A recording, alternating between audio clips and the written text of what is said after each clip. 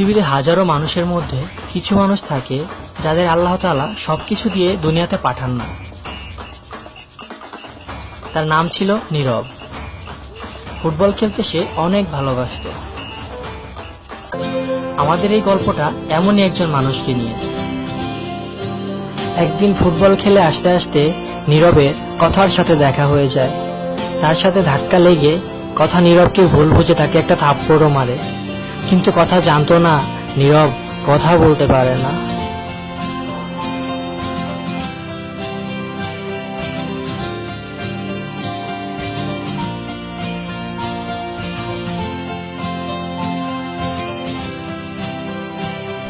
আবার আপনি ওকে মারলেন কেন? কাকে? ওকে? ও তো একটা বেয়াদব। কি করছে ও? থাপ্পড় হিসেবে দেখছেন, বেয়াদবি করছে সেটা দেখেন নাই? রাস্তার মধ্যে ফুটবল খেলতেছে, তার মধ্যে ধাক্কা লাগে আমার ব্যাগটা ফলাই দিচ্ছে, তারপর আবার সরি বলেন। এটা বেয়াদবি না? কেন বলে নাই জানেন? সে আমাদের মতো স্বাভাবিক না, সে কথা বলতে পারে না। আপনি না জানেন অনেক বড় একটা অপরাধ করছেন। হ্যাঁ, কথা আস্তে আস্তে বুঝতে পারে সে নীরবের সাথে একটা অন্যায় করে ফেলেছে। সে না বুঝে নীরবের গায়ে হাত তুলেছে। তারপর 3 দিন পর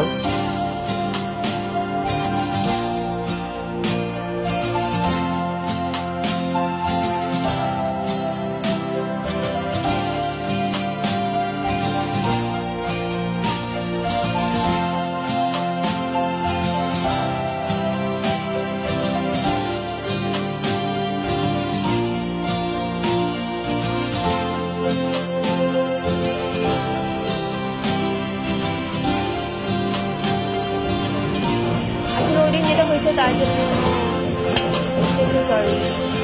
আমি না বুঝতে পারিনি আমি কথা বলতে পারবো না। ওই ফ্রেন্ডরা ওই দিন আমাকে ডেকে বলার পরে আমি বুঝতে পারছি। Sorry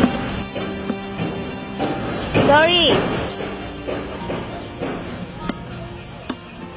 thank you.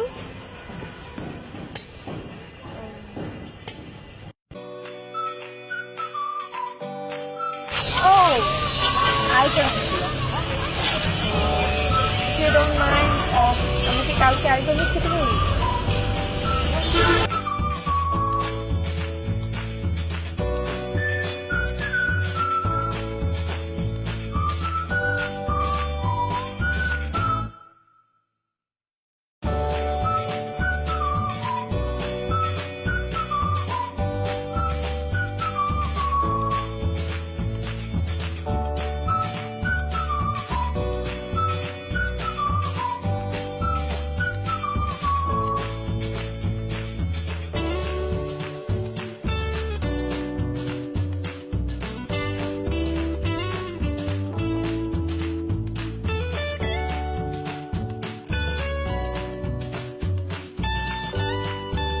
আর এভাবেই তার সাথে সময় কাটাতে কাটাতে একটা সময় কথা নীরবের প্রেমে পড়ে যায়।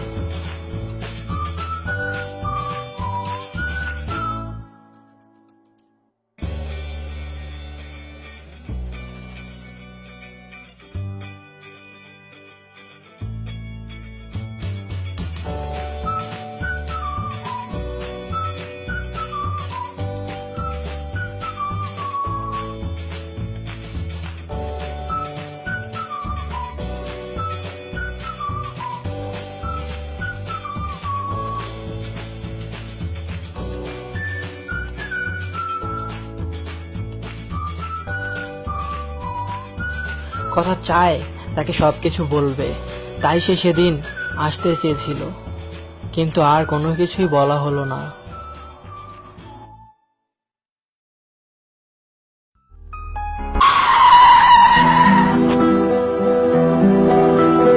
আর এভাবেই সাইলেন্ট হয়ে গেল নীরব আর কথার লাভ।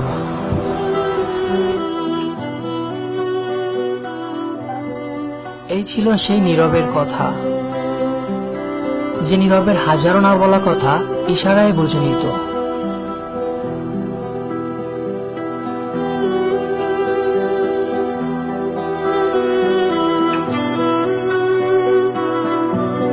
হয়তো সেদিন নীরবকে কথা কিছু বলতে এসেছিল, কিন্তু দুর্ভাগ্য নীরব আর শুনতে পারল না।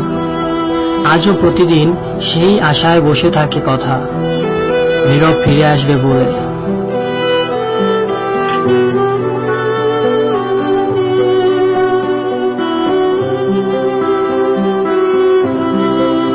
আর এভাবেই আমাদের আশেপাশে নীরবে গড়ে ওঠে হাজারো ভালোবাসার গল্প, যা আবার নীরবেই শেষ হয়ে যায় সূচনা করে এক নতুন গল্পের।